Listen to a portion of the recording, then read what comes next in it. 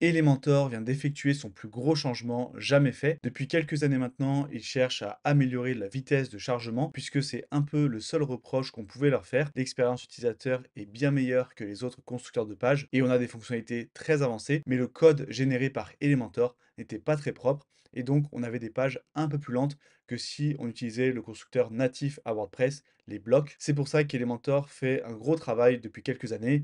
Ils sont d'abord passés des sections au conteneur dans le but d'alléger le code. Et là, ils viennent de sortir un tout nouvel éditeur qui est basé sur du fonctionnement CSS afin qu'on puisse gérer les mises en forme sans générer trop de code et donc alléger au maximum les pages. Vous pouvez activer cet éditeur dès maintenant. Pour cela, il vous suffit d'aller dans Elementor, Réglages, dans l'onglet Éditeur V4, puis de cliquer sur Activer. Comme vous pouvez le voir, c'est en mode alpha. Ça veut dire que ce n'est pas du tout prêt, c'est encore en phase de test. Donc je vous déconseille de l'utiliser sur votre site actif.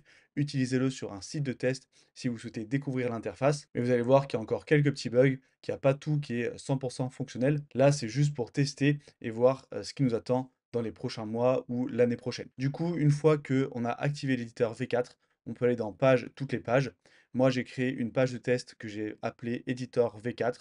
Je vais faire modifier avec Elementor. Ici, vous pouvez voir qu'on a la même interface qu'avant, mais par contre, on a des nouveaux éléments, des éléments atomiques. Et en fait, c'est ces éléments qui vont être concernés par le nouvel éditeur. Pour l'instant, vous voyez qu'on a uniquement des éléments très basiques.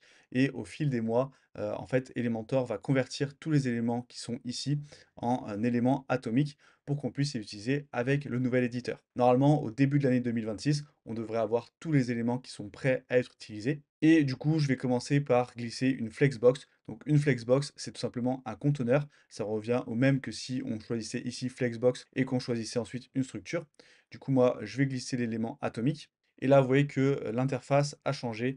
On n'a plus trois onglets comme avant. Avant, on avait contenu, style et avancé. Là, on n'a plus que général et style. Dans général, ça va être des réglages de contenu généralement. Par exemple, si on met un titre, eh bien, on va pouvoir écrire le texte du titre. Mais ici, pour notre conteneur, vous voyez qu'on n'a quasiment rien.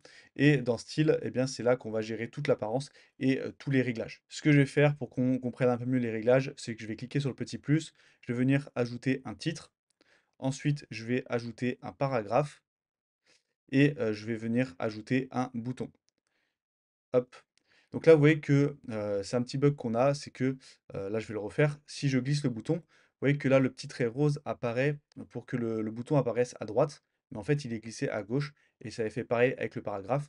Donc c'est un peu inversé. Pour réorganiser l'ordre, c'est très simple. On clique sur structure ici et moi, je veux mon titre en premier, paragraphe ensuite et bouton en dessous.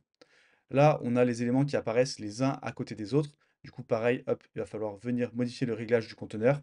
Dans mise en page, je vais mettre comme ceci en colonne, puis je vais venir centrer.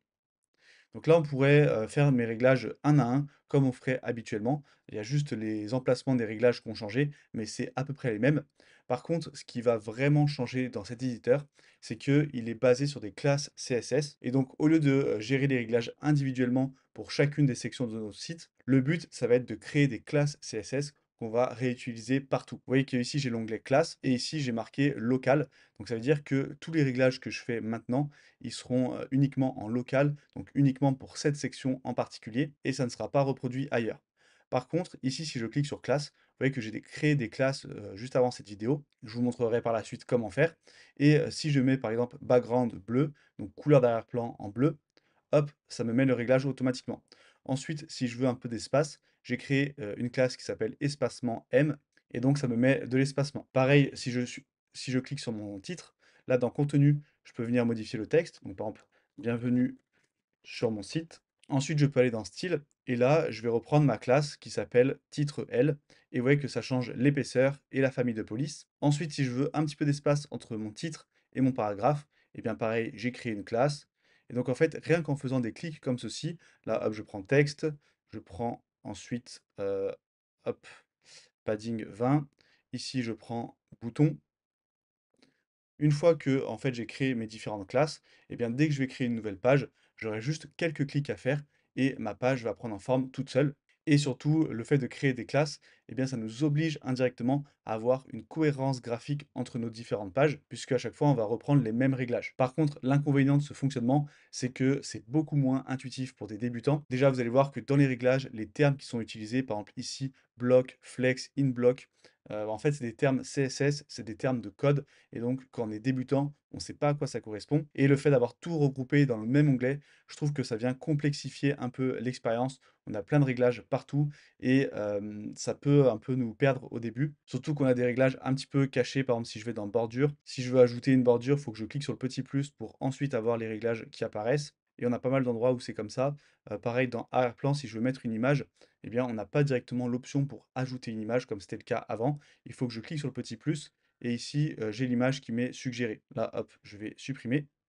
Et pour utiliser les classes CSS comme je l'ai fait ici, eh bien, il faut avoir déjà en tête, avant de créer notre site, ce qu'on veut faire comme charte graphique. Il faut savoir les couleurs, les polices qu'on va utiliser, puisque dès le début, il va falloir créer toutes nos classes et ensuite les réutiliser un peu partout. Donc ça va complexifier un peu le process pour des débutants, mais l'avantage, c'est que une fois que vous avez créé vos classes, vous allez gagner énormément de temps. Du coup, on va voir comment ça fonctionne, comment créer des classes personnalisées. Donc là, ce que je vais faire, c'est que je vais cliquer sur le petit plus, je vais ajouter un conteneur Flexbox ici, et à l'intérieur, je vais ajouter un titre. Là, imaginons que maintenant, au lieu d'avoir le même titre que mon titre principal, je veux un titre un peu plus petit, ça sera un titre secondaire. Du coup, je vais dans Style, je vais créer une classe, je vais l'appeler par exemple titre M, parce qu'avant c'était titre L. Et une fois que je l'ai créé, vous voyez que là, c'est sélectionné en vert. Et du coup, tous les réglages que je vais faire, ils vont être assignés à cette classe. Ils ne seront pas assignés au titre en particulier, ils seront assignés à cette classe. Par contre, si je repasse en local en cliquant ici, eh bien, les réglages que je vais faire, ils seront en local et donc ils seront uniquement pour ces titres. Du coup, moi, hop, je repasse en titre M. Ensuite, dans taille, non, c'est pas là. Donc là, vous voyez que ça porte un peu à confusion. Taille, en fait, c'est la taille de l'élément. Nous, il faut qu'on aille dans typographie. Et ici, je vais mettre par exemple 25 pixels, peut-être un peu plus, 30 pixels. La famille de police, je vais remettre Lato. Et la graisse, je vais mettre par exemple à 400. Alignement du texte, je vais mettre en centré. Mais là, vous voyez que ça ne se centre pas. Et c'est normal. C'est parce qu'il faut aller venir centrer les éléments directement dans le conteneur, dans mise en page. Ici, justifier le contenu. Et tout mon contenu dans mon conteneur sera centré. Je vais revenir sur mon titre. Je vais ajouter en dessous encore un paragraphe. Donc là, hop, vous voyez que ça se met à côté. Moi, je veux que ça se mette en dessous. Donc dans style, ici, je choisis colonne. Et je vais venir inverser. Hop, voilà. Là, je vais lui appliquer texte normal. Aussi, un inconvénient de ce fonctionnement de classe, c'est que si vous avez beaucoup de classes CSS, ça peut être compliqué de s'y retrouver et de savoir à quoi correspond quelle classe. C'est pour ça qu'il faut vraiment être le plus clair possible dans les noms, sinon on peut très vite se perdre. Là, je vais ajouter un padding bottom 20. Ici, je vais venir centrer. Tac, dans mise en page, je vais venir centrer. Et je vais rajouter un bouton. Voilà. Hop, je l'inverse, je mets le style bouton. Et du coup, ce que je vous disais précédemment, si je veux changer un réglage uniquement sur un bouton en particulier, imaginons que celui-ci, je veux qu'il soit en rouge au lieu qu'il soit en bleu, et bien au lieu de sélectionner ici bouton, je me mets en local, arrière-plan, je vais venir changer la couleur, je vais passer en rouge, et vous voyez que ça me le change uniquement ici. Là, hop, je vais effacer.